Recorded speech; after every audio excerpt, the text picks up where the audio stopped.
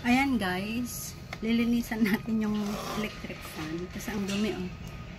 Sobrang dumi. So, kailangan natin kalasin. Kakalasin ko ang kanyang tornilyo. Parang ano naman to, ang higpit mo. Yan lang guys. Diba? Para malinis talaga, kailangan natin siyang kalkalin. Tignan nyo guys. I just mean ayaw pa din. Sayang lang ang sandali inilipas ko. Kantahan muna natin.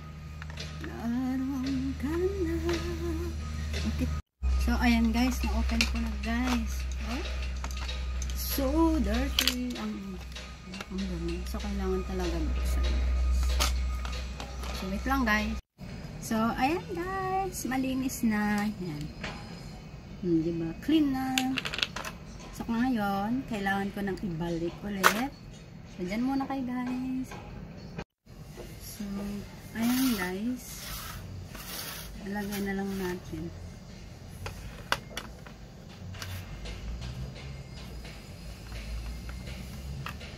Okay na guys. Okay na ulit.